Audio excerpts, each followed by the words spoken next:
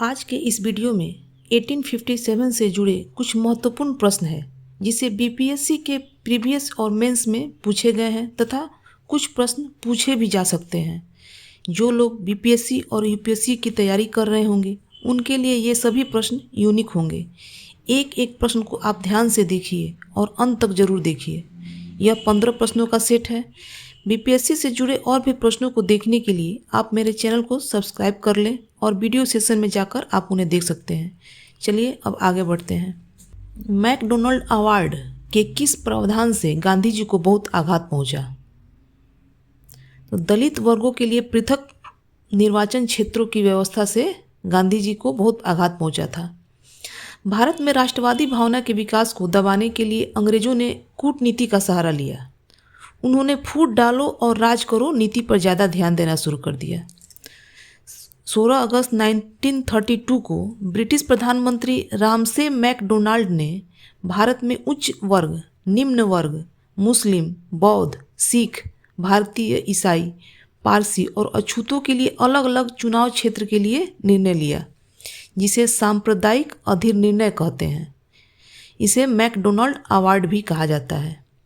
इस अवार्ड के लिए दलित वर्गों से संबंध रखने वाला उपबंध गांधी जी के लिए असहनीय था। उन्होंने 18 अगस्त 1932 को पत्र द्वारा मैकडोनाल्ड को धमकी दी कि अगर उन्होंने पृथक निर्वाचन प्रणाली समाप्त नहीं की तो वे 20 दिसंबर 1932 से आमरण अनशन करेंगे। नेक्स्ट, इंडियन मुस्लिम लीग की स्थापना कब की गई थी? तो 30 दिसंबर 1906 में ब्रिटिश में इंडियन मुस्लिम लीग की स्थापना की गई थी। ब्रिटिश भारत के दौरा जो ढाका में, जो अभी बांग्लादेश में है, ढाका में ऑल इंडिया मुस्लिम लीग की स्थापना की गई। लीग में आगा खां, ख्वाजा सलीमुल्लाह और मोहम्मद अली जिन्ना समेत कई नेता शामिल थे। भारतीय मुसलमानों के अधिकारों को सुरक्षित रखने के लिए मुस्लिम लीग की स्थापना की गई थी। सलीमुल्लाह खां मुस्लिम लीग के संस्थापक एवं अध्यक्ष थे। 1947 की आज़ादी के बाद पाकिस्तान के संस्थापक मोहम्मद अली जिन्ना ने ऑल इंडिया मुस्लिम लीग का नाम बदलकर मुस्लिम लीग रख दिया। नेक्स्ट, मोहम्मद जिन्ना ने किस योजना को सड़े अंग, कटे और दीमक लगे पाकिस्तान की योजना कहकर अस्वीकार कर दिया? तो चक्रवर्ती राजगोपालचारी योजना को। इन्होंने 10 जुलाई 1944 को गांधी जी की स्वीकृति से उन्होंने कांग्रेस और मुस्लिम लीग समझौते की एक योजना प्रस्तुत की थी। राजगोपालचारी कांग्रेस और लीग के समझौते के पूर्ण पक्षधर थे। ये मद्रास, जो अभी चेन्नई में है, कि प्रांत के एक प्रभावशाली नेता थे। चक्रवर्ती गोपालाचार्य के द्वारा जो योजना तैयार की गई थी वह भारत विभाजन की योजना थी। इसे CR फार्मूला के नाम से भी जाना जाता था।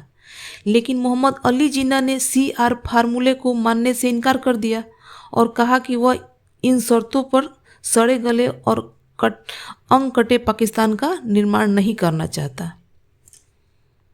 नेक्स्ट, महात्मा गांधी ने कायदे आजम कहकर किसका सम्मान बढ़ाया था? तो मोहम्मद अली जिन्ना को महात्मा गांधी ने कायदे आजम कहकर सम्मान बढ़ाया था।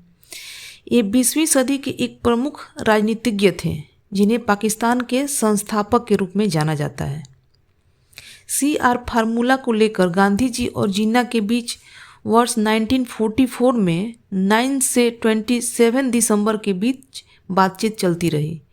इसी बातचीत में गांधी जी से कायदे आजम यानी महान नेता कहकर जिन्ना के सम्मान को बढ़ाया, लेकिन जिन्ना पाकिस्तान की मांग पर अटल रखकर वार्ता को असफल कर दिया।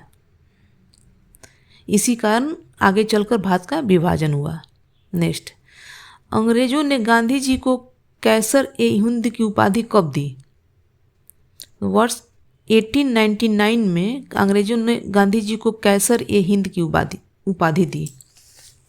जब महात्मा गांधी ने द्वितीय बोअर युद्ध में अंग्रेजों की सहायता की थी। बोअर का मतलब होता है किसान।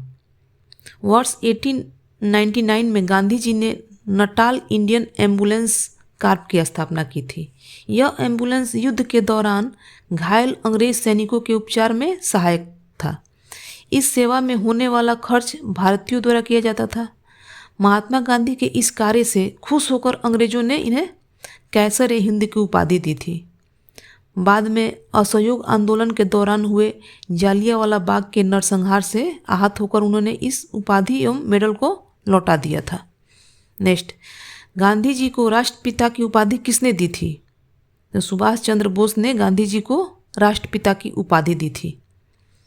4 जून 1944 को सुभाष चंद्र बोस ने सिंगापुर रेडियो से एक संदेश की घोषणा करते हुए महात्मा गांधी को देश का पिता कहकर संबोधित किया था। इसके बाद तुरंत 6 जुलाई 1944 को सिंगापुर रेडियो से ही उन्होंने राष्ट्रपिता कहकर संबोधित किया था। आपको यह वीडियो कैसा लगा? अच्छा लगा हो तो लाइक करते चलिए। नेक्स्ट, 18 फरवरी 1946 को जल सेना के द्वारा खुला विद्रोह कहाँ पर किया गया? तो ये बम्बई में 18 फरवरी 1946 को जल सेना द्वारा खुला विद्रोह किया गया। यह विद्रोह जलयान में और समुद्र से बाहर स्थित जल सेना के ठिकानों पर हुआ था। यह विद्रोह शुरुआत तो मुंबई से हुआ था, लेकिन कराची से लेकर कोलकाता तक इसे पूरे ब्रिटिश भारत में इसका समर्थन प्राप्त हुआ। इसमें 78 जलयानों, 20 स्थलीय विमानों और 20,000 नाविकों ने भाग लिया था। इस विद्रोह को एक स्लो डाउन हड़ताल भी कहा जाता है, जिसका अर्थ होता है जहाजी अपने कर्तव्य को धीरे धीरे पूरा करेंगे। जब भारतीय नाविकों के कमांडर FM किंग ने 9 सैनिक जहाजियों को गाली देते हुए संबोधित किया तो इस विद्रोह ने और आक्रामक रूप ले लिया था। नेक्स्ट, संपूर्ण राष्ट्र में प्रथम स्वाधीनता दिवस कब मनाया गया? तो संपूर्ण राष्ट्र में प्रथम स्वाधीनता दिवस 26 जनवरी 1930 को मनाया गया। दिसंबर 1929 में लाहौर के अधिवेशन में महात्मा गांधी, जवाहरलाल नेहरू के सहित अन्य नेताओं ने एक महत्वपूर्ण घोषणा की, जिसके मुताबिक हर साल जनवरी के आखिरी रविवार को आज़ादी का दिन मनाया जाएगा। गांधी जी ने यह संदेश देश के हर शहर, हर गांव तक पहुंचाया। 1930 के जनवरी का आखिरी रविवार 26 को पड़ा। तब तय हुआ 26 जनवरी को पूरे देश में समारोह की शुरुआत राष्ट्रीय झंडा फहराकर किया जाए। दिन का बाकी समय रचनात्मक कार्यों में बिताए लोग सफाई करें, चरखा चलाएं, अछूत का सम्मान करें, उनकी सेवा करें, उन्हें भी भारत का सम्मानित नागरिक होने का मान दें। इस तरह प्रथम स्वाधीनता दिवस 26 जनवरी 1930 को मनाया गया। नेक्स्ट, चौधरी रहमत अली कौन थे? तो ये पाकिस्तानी राष्ट्रवादी थे, जो पाकिस्तान राज्य के निर्माण के शुरुआती समर्थकों में से एक थे।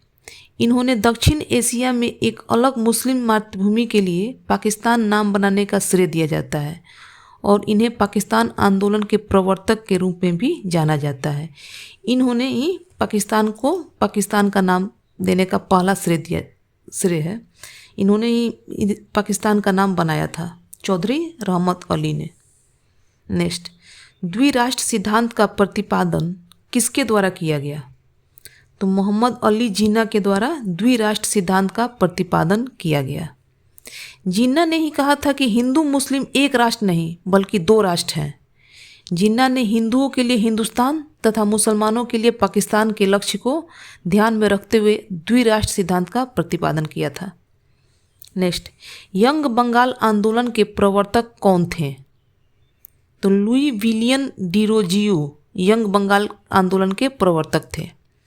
यंग बंगाल बंगाल के क्रांतिकारी बंगाली स्वतंत्र चिंतकों का एक समूह था, जो कलकत्ता के हिंदू कॉलेज के क्रांतिकारी शिक्षक हेनरी लुई विलियम डिरोजियो के अनुयायी थे।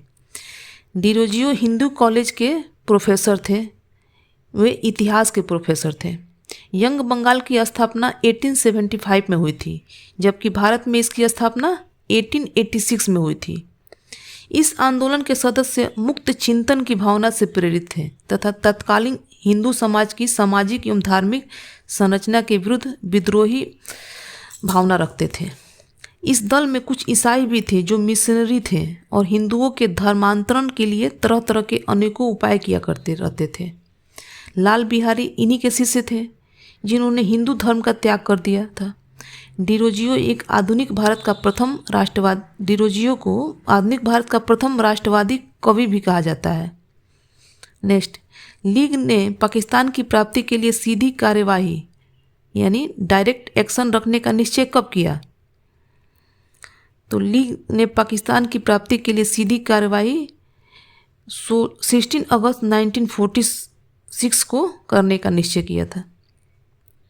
धार्मिक आधार पर भारतवर्ष के विभाजन की मुस्लिम लीग की मांग का जब कोई राजनीतिक हल नहीं निकला, तब जिन्ना ने घोषणा की कि मुसलमान लड़कर पाकिस्तान लेंगे। जिन्ना ने मुस्लिमों को सीधी कार्रवाई करने का निर्देश दिया, जिससे सिर्फ बंगाल के मुसलमानों ने 20,000 हिंदुओं को मार डाला। सड़कों पर बिखरी हुई हिंदुओं की लाशों को गिद्ध नोचते थे। इतिहास में यह दिन डायरेक्ट एक्शन डे 16 अगस्त 1947 को प्रत्यक्ष कार्यवाही दिवस के रूप में दर्ज है, जो मोहम्मद अली जिन्ना के घोषणा का ही परिणाम था। इस घोषणा का मुख्य उद्देश्य यह था कि अंग्रेजों के भारतीय उपमहाद्वीप को छोड़ने के बाद एक अलग मुस्लिम मातृभूमि की मांग को बल मिले और मुस्लिम बहुमत के साथ एक अलग देश प्राप्त करना भी था। नेक्स्ट, भारतीय राष्ट्रवाद के पैगंबर यानी जनक के रूप में किसे जाना जाता है? तो राजा राम मोहन राय को भारतीय राष्ट्रवाद के पैगंबर के रूप में जाना जाता है। राजा राम मोहन राय को भारतीय पुनर्जागरण का पिता और राष्ट्रवाद का पैगंबर एवं जनक भी कहा जाता है। ये एक अथक समाज सुधारक थे जिन्होंने भारत में ज्ञानोदय और उदार सुधारवादी आधुनिकीकरण युग का उद्घाटन किया। उन्होंने दिल्ली के नाम मात्र सम्राट अकबर द्वितीय के द्वारा राजा की उपाधि दी गई थी। गोपाल कृष्ण गोखले ने उन्हें आधुनिक भारत का जनक भी कहा था। इन्होंने अपनी शिक्षा को फैलाने के लिए वेदांत कॉलेज की स्थापना की थी। नेक्स्ट, रानी लक्ष्मीबाई रेजिमेंट किसने बनाई थी? तो सुभाष चंद्र बोस ने रानी लक्ष्मीबाई रेजिमेंट को बनाया था। सुभाष चंद्र बोस ने 20 जुलाई 1943 को इस रेजिमेंट का गठन किया था। इसमें अधिकांश महिलाएं कैडेट थी, जिनकी संख्या करीब 170 थी। इनके प्रशिक्षण का प्रारंभिक केंद्र सिंगापुर था। नवंबर 1943 तक इनकी संख्या 300 से अधिक हो गई। अंग्रेजों को ढेर करने के लिए नेताजी ने बनाई थी महिलाओं की आर्मी, जो कि झांसी की रानी लक्ष्मीबाई से प्रभावित है। यह वुमन आर्मी थी। इस रेजिमेंट की पहली कैप्टन थी डॉक्टर लक्ष्मी स्वामीनाथन। नेताजी महिला सैनिकों को रानी कहकर बुलाते थे। ऐसे महत्वपूर्ण एवं यूनिक प्रश्नों को जानने के लिए मेरे चैनल को सब्सक्राइब करें, साथ ही एक लाइक भी करें। नेक्स्ट, कामागाटा मारू क्या था? तो कामागाटा मारू एक जापानी जहाज था, जिसे पंजाब के गुरुदत्त सिंह ने मार्च 1914 में हांगकांग के एक जर्मन शिपिंग एजेंट मिस्टर बूने के जरिए किराए पर लिया था। वर्ष 1913 में कनाडा सरकार ने एक ऐसा कानून बनाया था जिसके तहत वही भारतीय कनाडा में प्रवेश पा सकता है जो सीधे भारत से आया हो, पर उस समय ऐसा कोई भी मार्ग या साधन नहीं था जो भारतीयों को सीधे कनाडा पहुंचाए। 1913 में कनाडा की सरकार ने 35 भारतीयों को कनाडा में घुसने की अनुमति दी जो सीधे भारत से नहीं आए थे। इसी से गुरुदत्त सिंह ने कामागाटा मारू जहाज पर 376 यात्रियों के साथ 4 मार्च 1914 को कनाडा के लिए चले। तब तक कनाडा सरकार ने इस कानून को रद्द कर दिया, जिससे सिर्फ 35 लोग ही कनाडा में प्रवेश कर पाए और शेष यात्रियों को लौटा दिया गया। जब क्रुद्ध यात्री 27 दिसंबर 1914 को कोलकाता के बजबज बंदरगाह पहुंचे तो पुलिस के साथ उनका संघर्ष हुआ, जिसमें 18 यात्री मारे गए और 202 यात्री जेल गए तथा शेष यात्री भाग गए। आपको ये सभी प्रश्न यूनिक लगे हो तो मेरे चैनल को अभी सब्सक्राइब कर लें और दोस्तों के साथ भी शेयर करें। मेरे चैनल से जुड़ने के लिए आप सभी को धन्यवाद। अगर आपको इस वीडियो या चैनल में कुछ कमी लगी हो तो कमेंट करके ज़रूर बताइएगा।